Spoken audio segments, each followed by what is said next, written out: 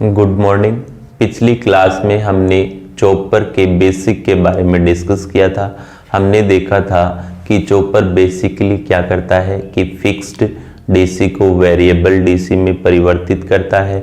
उसके बाद में हमने उसका जो सिंबल था एज ए स्विच के रूप में इसका प्रयोग करते हैं। लेकिन चॉपर का निर्माण पावर सेमीकंडक्टर डिवाइस से किया जाता है, तो वहाँ पर पावर सेमीकंडक्टर डिवाइस होती है, उनमें वोल्टेज ड्रॉप ऑन स्टेट में 0.5 वोल्ट से 2.5 वोल्ट के मध्य होता है तथा उनका हमने क्या देखा था, सिंबल भी उसके साथ में डिस्कस किया था। उसके बाद में हमने स्टेप डाउन चॉपर के बारे में डिस्कस किया था, तो वहां से हमारे पास में output voltage V0 equal to alpha VS आता है। तो हमने देखा कि वहां पर आउटपुट वोल्टेज में जो अल्फा है वो क्या है, एक ड्यूटी साइकिल है और हमेशा आउटपुट वोल्टेज ड्यूटी साइकिल पर निर्भर करेगी। तो हम इस क्लास में डिस्कस करेंगे कि स्टेप डाउन चॉपर है उसमें अल्फा को परिवर्तित करके किस प्रकार से आउटपुट वोल्टेज को परिवर्तित किया जा सकता है। ठीक है, तो ये रिमेनिंग पार्ट है यानी शेष पार्ट है किसका, स्टेप डाउन चॉपर का। तो हेडिंग डाल दीजिए step down chopper, step down chopper. ठीक है, तो पिछली क्लास में हमने output voltage V0 equal to alpha VS देखा था और इसे हम क्या लिख सकते हैं, V0 equal to T on बटे T इंटू VS होता है। ठीक है, तो यहां से हम आउटपुट वोल्टेज को कंट्रोल करने के डिफरेंट मेथड देखेंगे। तो यहां पर क्या हो सकता है कि या तो आप T को कांस्टेंट कर दीजिए, ठीक है, तो T को कांस्टेंट रखोगे तो हमेशा फ्रीक्वेंसी भी क्या होगी, कांस्टेंट होगी। या T को क्या करा दीजिए, वेरी करवा दीजिए यानी परिवर्तित करा दीजिए, तो आपकी यहां पर चॉपिंग फ्रीक्वेंसी क्या हो जाएगी, परिवर्तित हो जाएगी। तो यहां से हमारे पास दो मेथड्स आते हैं, तो क्या लिखेंगे, आउटपुट वोल्टेज, आउटपुट वोल्टेज को कंट्रोल करने के लिए ड्यूटी साइकिल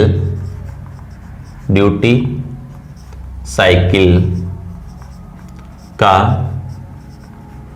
प्रयोग किया जाता है तथा निम्न टू टाइप्स से आउटपुट वोल्टेज को कंट्रोल करते हैं। ठीक है, तो उसमें सबसे पहला मेथड है आपका TRC यानी टाइम रेशियो कंट्रोल। पहला कौन सा है आपका, टाइम रेशियो कंट्रोल। ठीक है, और दूसरा है आपका CLC। तो यहां पर क्या है, current limit control, current limit control है।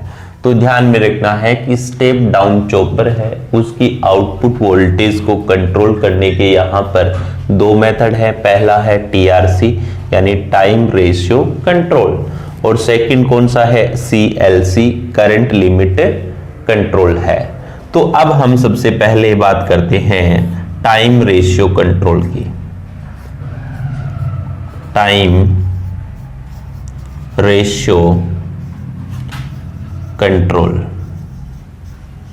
ठीक है, तो टाइम रेशियो कंट्रोल में आपको ध्यान में रखना है कि आपका जो ड्यूटी साइकिल अल्फा होता है वो क्या होता है, टी ऑन बटे टी होता है, जबकि यहां पर F इक्वल टू 1 बाय क्या होता है, टी होता है। ठीक है, तो ये क्या है, आपकी चॉपिंग फ्रीक्वेंसी है। क्या है, चॉपिंग फ्रीक्वेंसी। F यहां पर क्या है, चॉपिंग फ्रीक्वेंसी है। तो यहां पर 2 टाइप से कंट्रोल किया जाएगा। फर्स्ट में आप क्या कीजिए, जो चॉपिंग फ्रीक्वेंसी है उसको नियत रख लीजिए और टी ऑन को वेरी करवा दीजिए। ठीक है, और सेकंड मेथड में आप क्या कीजिए कि आपका जो चॉपिंग फ्रीक्वेंसी है उसमें टी को वेरी करवा दीजिए, टी ऑन को कांस्टेंट रख लीजिए या टी ऑफ को कांस्टेंट रख लीजिए। तो इस प्रकार से टाइम रेशियो कंट्रोल को भी हमने 2 पार्ट्स में डिवाइड कर दिया है। पहला है आपका चॉपिंग फ्रीक्वेंसी कांस्टेंट और दूसरा कौन सा है, चॉपिंग फ्रीक्वेंसी वेरिएबल मेथड। तो बात करते हैं इसमें फर्स्ट पार्ट की। ठीक है, chopping frequency constant method.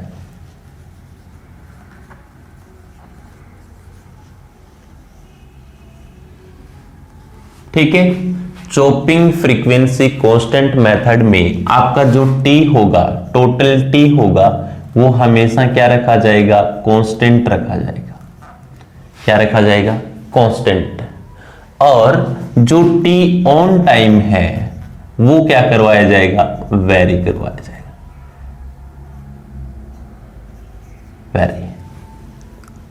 Varies. ठीक है, ये क्या होगा, परिवर्तित होगा। जैसे यहां पर मैं अलग अलग वेवफॉर्म लेता हूं। ठीक है,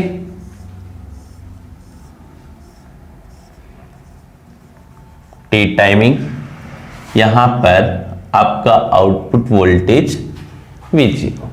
ठीक है, तो यहां पर आप देखिए।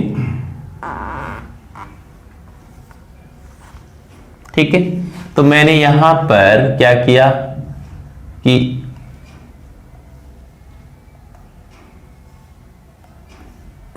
ठीक है, ये आपका क्या है, टी ऑन टाइम है। यहां से यहां तक का ये क्या है, आपका टी ऑन टाइम है। ठीक है, और ये आपका क्या है, टोटल टी टाइम है। टोटल क्या है, टी टाइम है। और ये आपका क्या है, टी ऑफ टाइम है। ठीक है, सेकंड केस में भी मैं क्या करता हूं कि आपका टी ऑन टाइम है वो क्या रखता हूं, कांस्टेंट रखता हूं। ठीक है, ये भी क्या रखता हूं, टोटल कांस्टेंट रखता हूं। और किसको वेरी करा देता हूं, टी ऑन टाइम को वेरी करा देता हूं। तो यहां से मैंने टी ऑन टाइम को क्या करवा दिया है, वेरी, टी ऑन। ठीक है, ये टोटल टाइम क्या है, टी है। तो ये क्या होगा, टी ऑफ टाइम। ये आपका क्या होगा, T of time.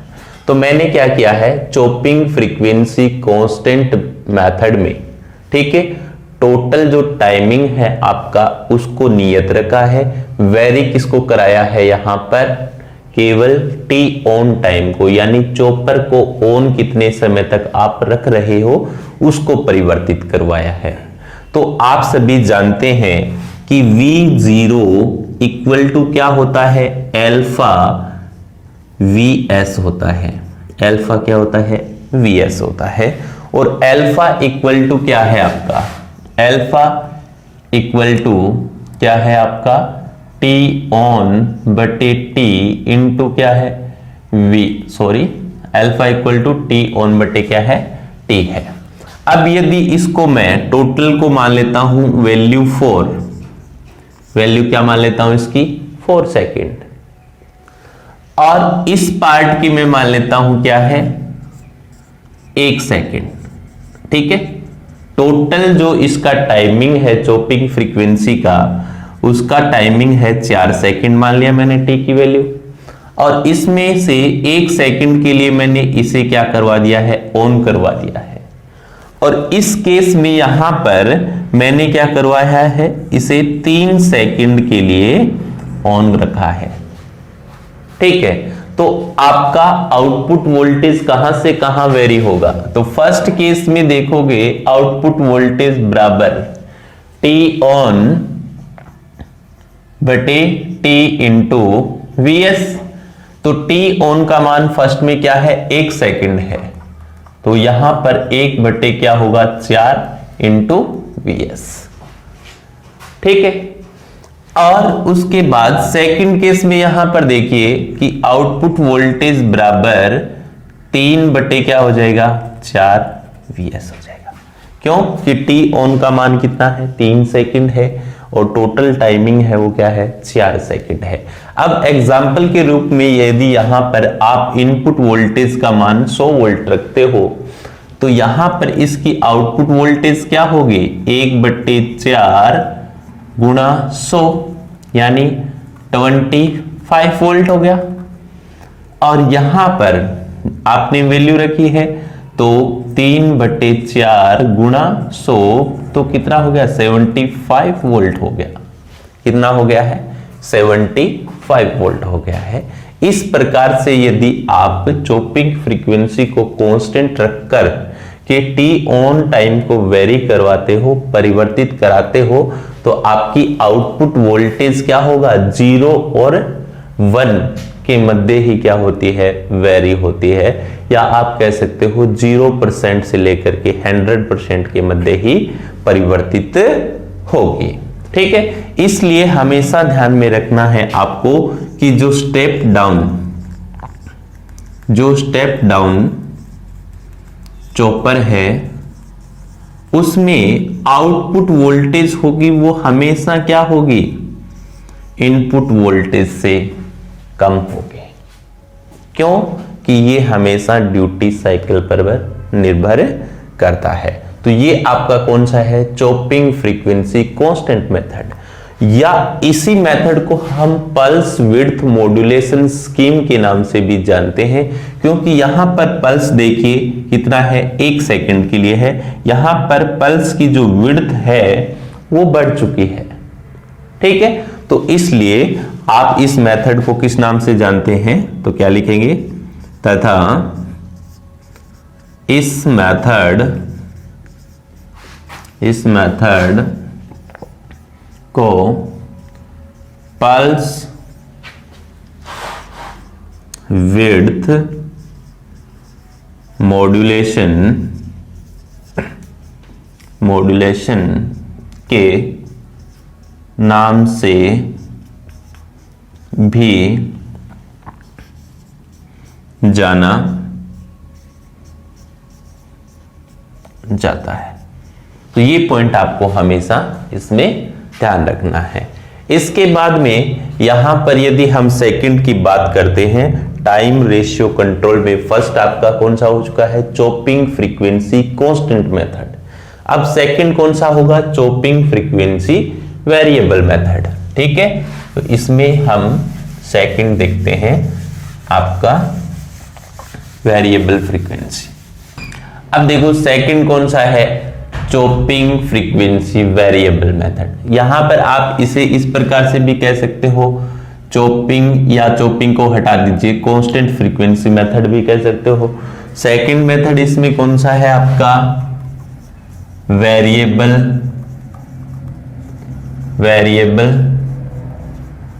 Frequency method. Variable frequency method, तो वेरिएबल फ्रीक्वेंसी मेथड में क्या होगा आपका जो टी है वो क्या होगा वेरीज होगा, परिवर्तित होगा, और जो टी ऑन है आपका उसे आप कांस्टेंट रख सकते हो, या आप टी ऑफ को भी क्या रख सकते हो कांस्टेंट रख सकते हो। ठीक है, तो इस मेथड में यहां पर देखिए क्या होगा कि जैसे फर्स्ट सेक्शन है इसके अकॉर्डिंग लेते हैं अपन, तो यहां पर आपने किसको वेरी करवाया, टी को वेरी करवाया है, ठीक है।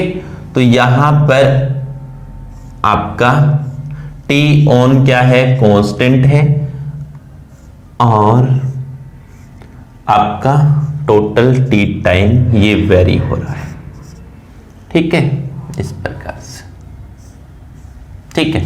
अब सेकंड में देखिए, सेकंड में हमने इसको कांस्टेंट रखा और टी को वापस से क्या करवा दिया है, वेरी करवा दिया है,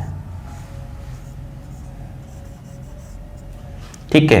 तो सेकंड में हमने क्या किया, इसको तो क्या रखा है, कांस्टेंट रखा है, और केवल किसको वेरी करवा दिया है, टी को वेरी करवा दिया है, ठीक है। तो ये टी ऑन टाइम है और यहां पर टी को हमने क्या करवा दिया है, वेरी करवा दिया है, ठीक है। तो यहां पर तो टी ऑन टाइम आपका क्या है, कांस्टेंट है, और वेरी क्या हो रहा है, टी वेरी हो रहा है।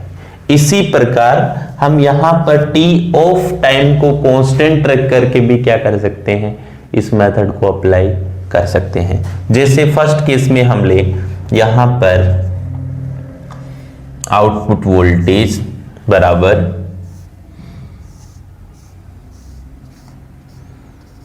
ठीक है, तो यहां पर आपने इसके केस में ले लिया, ठीक है, यहां से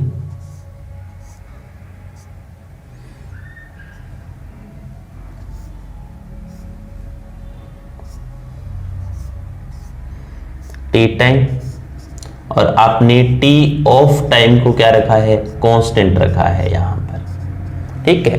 तो यहां पर क्या है, वेरिएबल फ्रीक्वेंसी मेथड में आप जब टी को वेरी कराते हो, टी को क्या करवाते हो, वेरी करवाते हो, तो हमेशा चॉपिंग फ्रीक्वेंसी भी क्या होती है आपकी, वेरी होती है। इसलिए इस मेथड को हम किस नाम से जानते हैं, हमेशा ध्यान में रखना है, इस नाम को, इस मेथड को हम फ्रीक्वेंसी मॉड्यूलेशन के नाम से भी जानते हैं, ठीक है ना। तो इस पॉइंट को ध्यान में रखना है।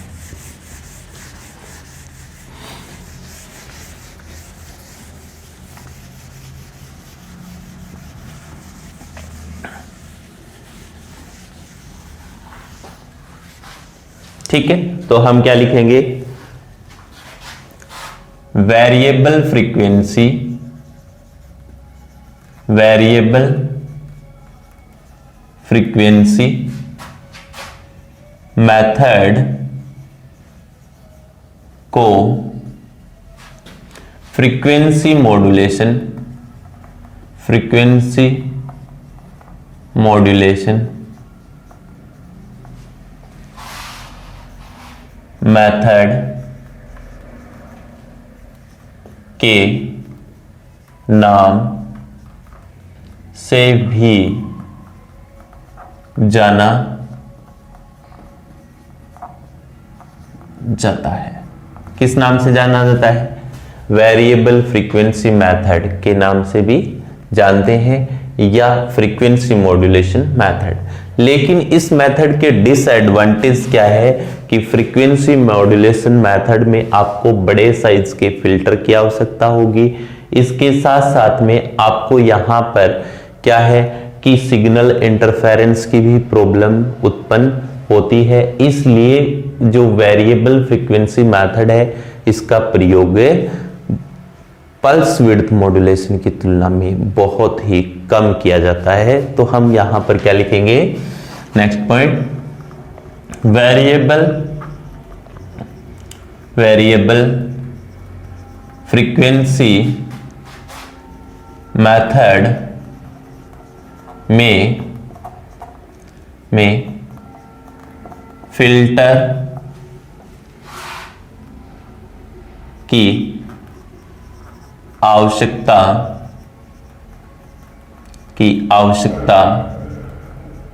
होती है तथा सिग्नल इंटरफेरेंस इंटरफेरेंस की प्रॉब्लम उत्पन्न होती है। किसकी? सिग्नल इंटरफेरेंस की प्रॉब्लम उत्पन्न होती है।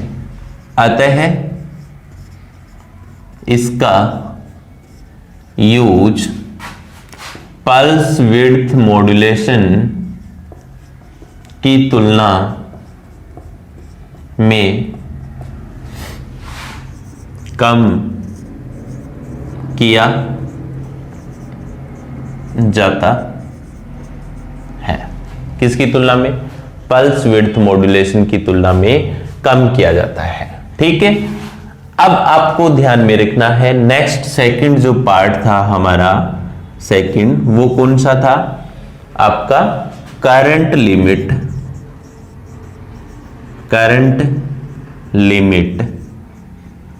कंट्रोल। Current limit control. ठीक है, तो करंट लिमिट कंट्रोल मेथड में आपको ध्यान में रखना है कि यहां पर आपका जो आउटपुट करंट आता था, ठीक है, आपका जो आउटपुट करंट आता था T, वो क्या होता था? यहां पर मैक्सिमम, फिर डिके, फिर वापस अधिकतम, फिर कम, है ना। तो इस करंट को मैंने यहां पर क्या मान लिया? I मैक्सिमम, और इसको क्या मान लिया? I minimum. I क्या मान लिया है मैंने? इसे मिनिमम मान लिया है। तो हमेशा करंट लिमिट कंट्रोल मेथड में आपको क्या करना होता है कि चॉपर के साथ कुछ एडिशनल डिवाइसेस कनेक्ट करनी पड़ती है कि जब आपका चॉपर ऑन हो जाता है तो वहां इंडक्टर में चार्ज स्टोर होना प्रारंभ कर देता है, और जैसे ही करंट अधिकतम हो जाता है तो उसके बाद चॉपर ऑटोमेटिक ही ऑफ हो जाना चाहिए, और ऑफ होते ही करंट का मान क्या हो जाएगा? कम होना स्टार्ट कर देगा, यानी इंडक्टर डिस्चार्ज होना स्टार्ट कर देगा। और जब करंट न्यूनतम हो जाता है तो वापस से आपका चॉपर ऑन होना चाहिए। इसके लिए हमेशा इसमें पहले से कुछ वैल्यू डिसाइड की जाती है, और मिनिमम और अधिकतम वैल्यू डिसाइड करने के लिए इसमें ट्रिगर सर्किट और फीडबैक लूप सर्किट की आवश्यकता पड़ती है। तो फीडबैक सर्किट या लूप सर्किट और इसके साथ ट्रिगर सर्किट की आवश्यकता होने के कारण इसका जो परिपथ होता है वो काफी जटिल हो जाता है। इसलिए करंट लिमिट कंट्रोल मेथड का प्रयोग भी पल्स विड्थ मॉड्यूलेशन मेथड की तुलना में कम किया जाता है। इसलिए यहां पर एग्जाम में सबसे अधिक जो क्वेश्चन पूछा जाता है वो ये पूछा जाता है कि स्टेप डाउन ट्रांसफॉर्मर की आउटपुट वोल्टेज को नियंत्रित करने के लिए किस मेथड का प्रयोग सर्वाधिक किया जाता है। तो यहां पर हमने 3 मेथड देखे हैं। सबसे पहला पल्स विड्थ मॉड्यूलेशन यानी कांस्टेंट फ्रीक्वेंसी मेथड, और दूसरा वेरिएबल फ्रीक्वेंसी मेथड जिसे हम क्या कहते हैं? फ्रीक्वेंसी मॉड्यूलेशन मेथड, और तीसरा कौन सा है आपका? Current limit control method. तो यहां पर हम क्या लिखेंगे? इस मेथड में चॉपर के लिए करंट की मैक्सिमम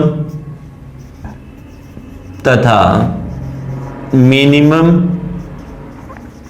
वैल्यू पहले से डिसाइड की जाती है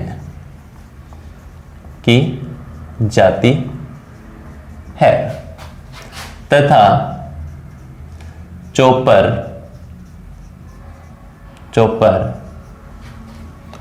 ऑटोमेटिक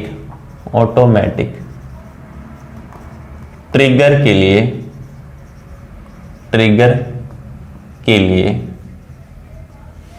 फीडबैक लूप की आवश्यकता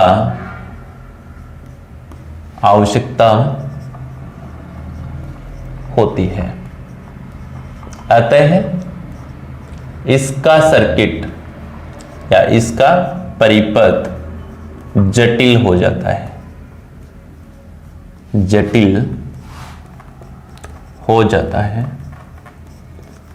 व इसका प्रयोग पल्स विड्थ मॉड्यूलेशन की तुलना में कम किया जाता है,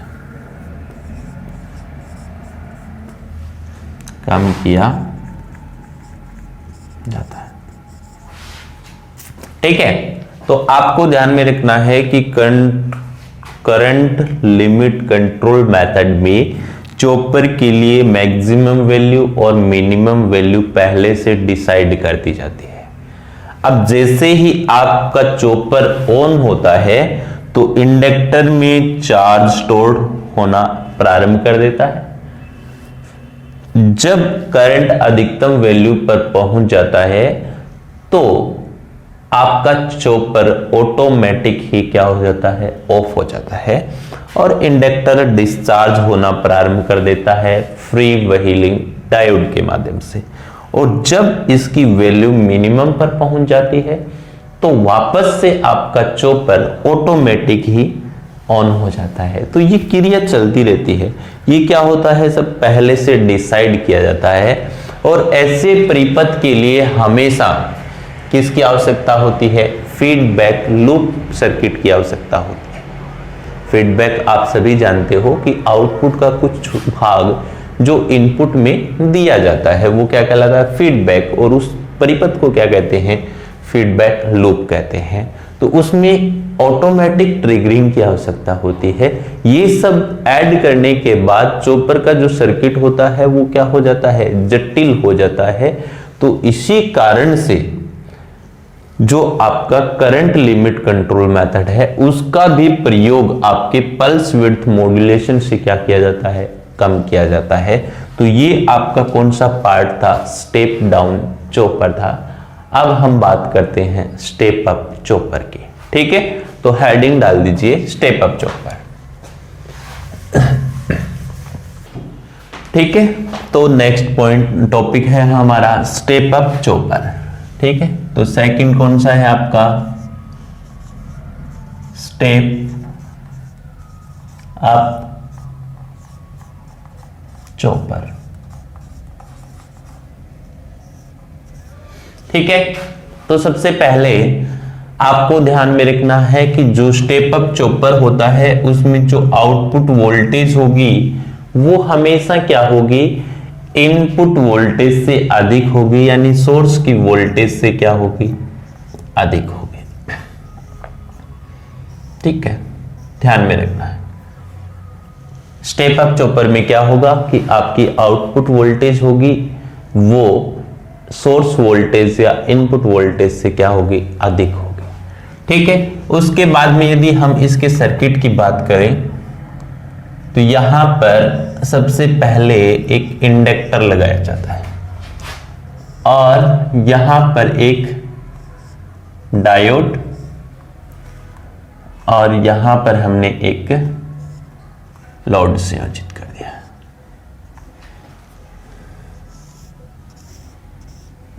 ठीक है। और इनके मध्य यहां पर हम क्या लगाते हैं, एक चॉपर लगाते हैं, ठीक है। तो ये तो आपका क्या है, यहां पर इंडक्टर, ये आपका डायोड, ये आपका क्या है, लोड है। यहां पर आपको क्या प्राप्त होगी, आउटपुट वोल्टेज प्राप्त होगी और आउटपुट करंट हो गया और इनपुट वोल्टेज आपकी क्या होगी, Vs, और करंट क्या होगा, Is होगा। ये आपका क्या है, स्विच के रूप में चॉपर है। ठीक है, तो यहां पर हम बात करेंगे इसके साथ साथ वेवफॉर्म की। तो वेवफॉर्म भी आपको ड्रॉ करनी है साथ में। ठीक है,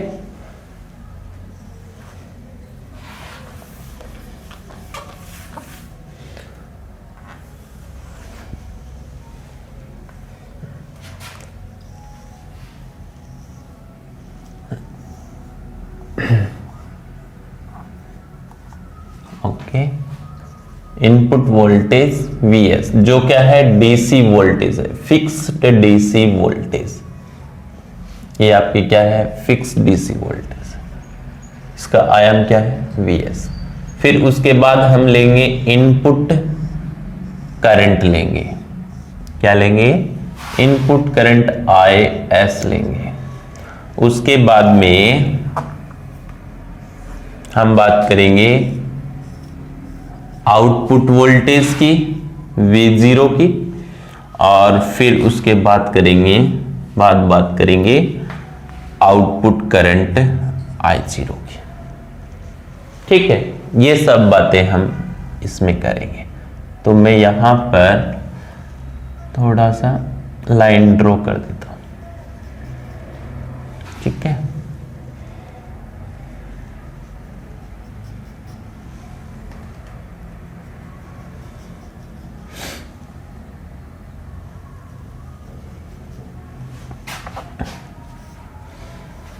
टी टाइम,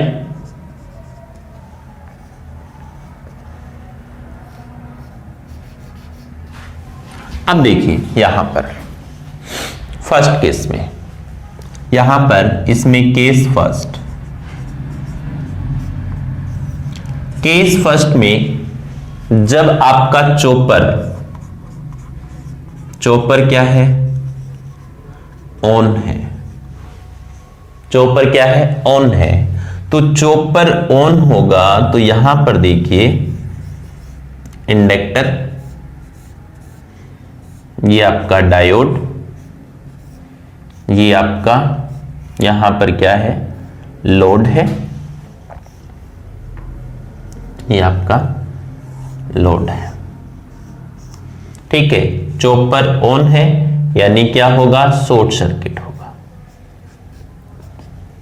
ठीक है, डायोड, लोड, आउटपुट करंट और आउटपुट वोल्टेज। ठीक है, ये इंडक्टर है। ठीक है, इनपुट वोल्टेज Vs और इनपुट करंट Is। अब देखिए फर्स्ट केस में आपने चॉपर को क्या किया है, ऑन किया है। ठीक है, चॉपर को यहां पर आपने ऑन किया है, उस समय यहां पर ये क्या हो चुका है, चॉपर शॉर्ट सर्किट। तो यहां पर शॉर्ट सर्किट होने के कारण आदर्श अवस्था में इसका रेजिस्टेंस क्या होगा, 0। तो आपका जो Is करंट होगा वो केवल इसी भाग में क्या होगा, प्रवाहित होगा। इसी भाग में क्या होगा, प्रवाहित होगा। जबकि यहां पर कोई भी करंट नहीं फ्लो होगा। ठीक है, इधर कोई भी करंट फ्लो नहीं होगा, यानी लोड करंट क्या होगा, 0। और यहां की वोल्टेज भी क्या हो जाएगी, 0 हो जाएगी। तो ध्यान में रखना है कि जब आपका चॉपर ऑन होता है उस कंडीशन में लोड करंट भी 0 होगा, इसके अलावा आउटपुट वोल्टेज भी क्या होगी, 0 होगी, है ना। तो यहां पर जब आप आउटपुट वेवफॉर्म बनाओगे तो इस कंडीशन में आपका चॉपर क्या है, ऑन है, ये टी ऑन टाइम है और ये क्या है आपका टी ऑफ टाइम है ना। तो यहां पर देखिए कि इस समय में आउटपुट वोल्टेज क्या है आपकी, 0।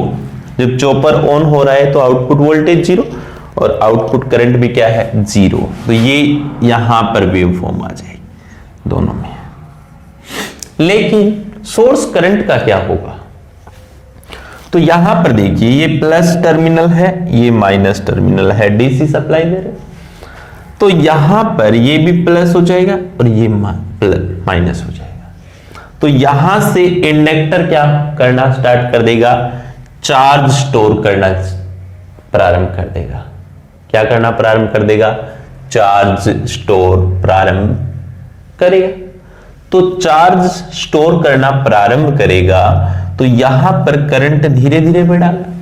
तो यानी कहने का मतलब सोर्स का जो करंट होगा वो इस प्रकार से बढ़ जाएगा। ठीक है, जैसे मान लीजिए पहले इसमें I1 था और अधिकतम कितना हो जाएगा, I2 हो जाएगा। ठीक है, अब देखिए ये चार्ज हो गया तो इंडक्टर में वोल्टेज स्टोर होगी VL बराबर कितनी वोल्टेज स्टोर होगी, सप्लाई वोल्टेज के बराबर की वोल्टेज किस में स्टोर हो जाएगी, इंडक्टर में स्टोर हो जाएगी। यानी VL बराबर क्या हो जाएगा, VS, या आप इंडक्टर की फॉर्म में लिख सकते हो LDI अपॉन में DT लिख सकते हो। ठीक है, क्योंकि ये शॉर्ट हो चुका है तो आगे तो करंट प्रवाहित नहीं होगा। तो हमेशा क्या होता है कि विद्युत का नियम होता है जितना जनरेशन होता है उतना लॉस प्लस खपत होता है। तो यहां से सप्लाई VS दिया है आपने, तो ये यहां पर किसके समांतर में होगी, इंडक्टर के समांतर में होगी। तो इंडक्टर की वोल्टेज किसके बराबर हो जाएगी, सोर्स वोल्टेज के बराबर हो जाएगी। ठीक है, अब सेकंड केस की बात करते हैं। सेकंड केस सेकंड में चॉपर को हम क्या करते हैं, चॉपर को हमने क्या कर दिया, ऑफ कर दिया। चॉपर को जब आप ऑफ कर दोगे तो ये इंडक्टर, ये आपका डायोड, ये आपका यहां पर क्या है, लोड। ठीक है, तो चॉपर क्या हो जाएगा, ओपन। चॉपर क्या हो जाएगा, ओपन हो जाएगा। ठीक है, और यहां पर जो ध्रुवता होती है VS, ठीक है, ये इंडक्टर है। ठीक है, ये डायोड है आपका, ये लोड है। यहां पर आपको आउटपुट वोल्टेज प्राप्त होगी। ठीक है, तो जैसे ही आपका चॉपर ऑफ होगा तो ये ओपन हो जाएगा। तो अब की बार करंट यहां से, ओपन का प्रतिरोध क्या होता है, अनंत होता है, तो यहां से धारा प्रवाहित नहीं होगी। कहां से प्रवाहित होगी, इस मार्ग से क्या प्रवाहित होगी, धारा प्रवाहित होगी।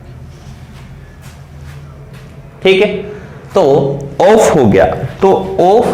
तो अब देखिए यहां पर कि जो इंडक्टर में पहले से कितनी स्टोर हुई थी, आपकी स्टोर हुई इंडक्टर में VL।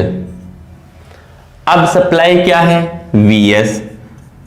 तो ये दोनों किसके बराबर होगी, आउटपुट वोल्टेज के। क्यों कि चॉपर ऑफ हो चुका है तो उस कंडीशन में इंडक्टर डिस्चार्ज भी तो होगा। तो यहां से जो आउटपुट वोल्टेज होगी वो किसके बराबर होगी, सोर्स वोल्टेज प्लस इंडक्टर में स्टोर वोल्टेज के। तो यहां से आउटपुट वोल्टेज आ जाएगी आपकी VL प्लस में VS। तो यहां पर जब आप आउटपुट वोल्टेज का वेवफॉर्म बनाओगे तो ऐसा आ जाएगा। ठीक है, तो सोर्स करंट क्या होगा, सोर्स करंट अब डिक्रीज होगा क्योंकि पहले इंडक्टर चार्ज हुआ था, उसके बाद क्या हो रहा है, डिस्चार्ज। तो आपका इंडक्टर क्या हो रहा है, डिस्चार्ज। तो आपकी आउटपुट वेवफॉर्म करंट की भी क्या होगी, उसके समान नहीं होगी। I2 करंट यहां पे और वापस से I1। उसके बाद में वापस से जब आप इसे ऑन करोगे तो ये वापस से चार्ज होगा, डिस्चार्ज होगा। उसी प्रकार आउटपुट वोल्टेज और इसी प्रकार यहां पर आपकी क्या हो गया,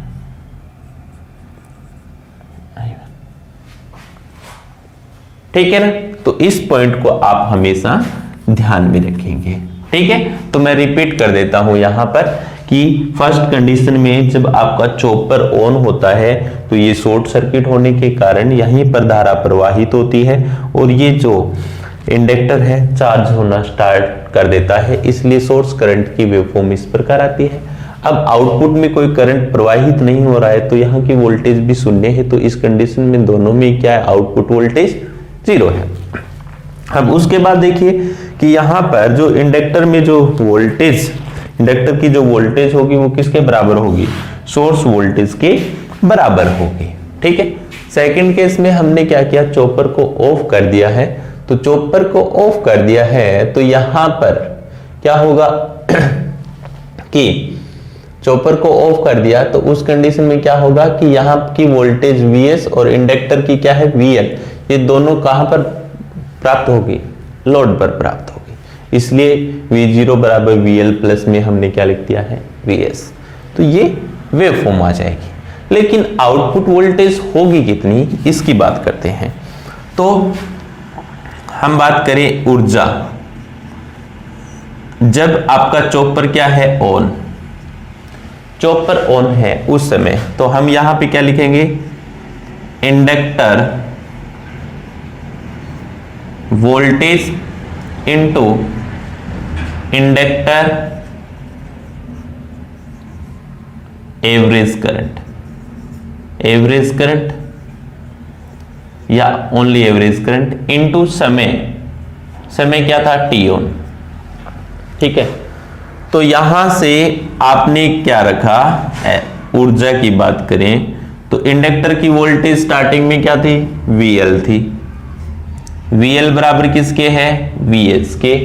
ठीक है। इंडक्टर का एवरेज करंट क्या होगा, I1 प्लस I2 बटे 2, एवरेज यही होगा क्योंकि न्यूनतम I1 अधिकतम I2। ठीक है। और टाइम कितना लिया इसने, T ऑन टाइम लिया। इसी प्रकार जब आप इंडक्टर को ऑफ करते हो, ऑफ की कंडीशन में यहां पर वोल्टेज क्या होगी, यहां से निकाल लीजिए इसे, तो इसको इधर लेके जाओगे तो V0 माइनस क्या हो जाएगा, Vs। तो इंडक्टर की वोल्टेज क्या होगी, V0 माइनस Vs।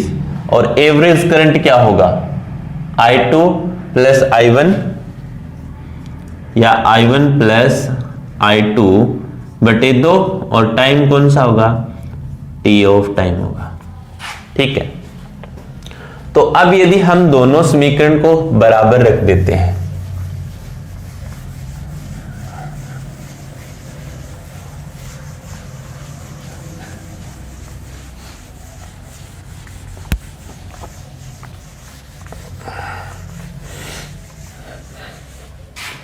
अब यदि हम क्या करते हैं, दोनों समीकरण को बराबर रखते हैं तो हमारे पास क्या आता है, Vs into I1 plus I2 बटे 2 बराबर क्या होगा, V0 माइनस Vs। यहां पे क्या होगा, I1 प्लस I2 बटे 2 इंटू टी ऑफ टाइम होगा, और यहां पे क्या होगा, टी ऑन टाइम होगा। ठीक है।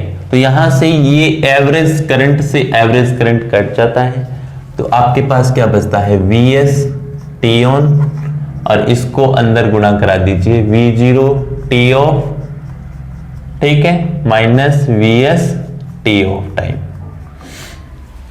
ठीक है। तो इस पद को इधर लेकर आएंगे तो Vs कॉमन आ जाएगा, अंदर क्या बचेगा, टी ऑन प्लस में टी ऑफ बचेगा।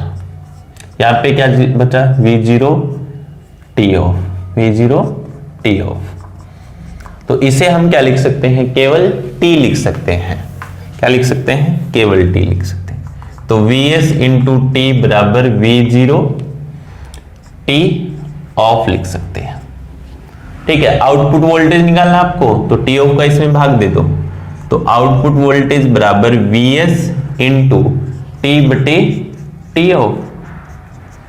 ठीक है। तो हम जानते हैं चूंकि t बराबर क्या होता है, t ऑन प्लस में t ऑफ होता है, तो t ऑफ निकालना है तो t माइनस क्या हो गया, t ऑन बराबर t ऑफ हो गया। तो इसके बराबर हम क्या रख सकते हैं, t माइनस t ऑन। तो आउटपुट वोल्टेज V0 बराबर क्या होगा, Vs t बटे t माइनस t ऑन हो गया है। अब आपको क्या करना है, ऊपर नीचे t का भाग देते हैं। ठीक है। दोनों पदों में t का भाग दोगे तो V0 बराबर Vs इंटू t में t का भाग दोगे तो 1 हो जाएगा, और फिर वापस से t का t में भाग दोगे तो 1 हो जाएगा। और t ऑन, देखिए चूंकि t ऑन बटे t क्या होता है, अल्फा होता है। तो ये यहां पर आपके पास क्या आ चुका है, फॉर्मूला आ चुका है। ठीक है, तो अब देखिए जब आप अल्फा की वैल्यू 0 रखते हो, अल्फा की वैल्यू 0 रखोगे, अल्फा की वैल्यू 0 रखोगे तो आपको पता है कि आउटपुट वोल्टेज किसके बराबर होगी, 1/1 माइनस 0, यानी 1/1 हो गया, यानी किसके बराबर होगी, ये इसके बराबर। जब आपने अल्फा की वैल्यू 1 रख दी तो आउटपुट वोल्टेज क्या होगा बताइए, तो Vs इंटू 1 अपन में 1 माइनस 1, यानी 1/0 क्या होगा, इन्फिनिटी होगा। तभी तो ये क्या है, स्टेप डाउन ट्रांसफॉर्मर है। क्या है, स्टेप डाउन, और स्टेप डाउन चॉपर है। ठीक है, तो इसके केस में हमेशा आउटपुट वोल्टेज इनपुट वोल्टेज से क्या होगी, अधिक होगी। तो ये आपका क्या था, छोटा सा टॉपिक था जिसके बारे में हमने डिस्कस किया। नेक्स्ट क्लास में इसके थर्ड पार्ट के बारे में डिस्कस करेंगे। Thank you.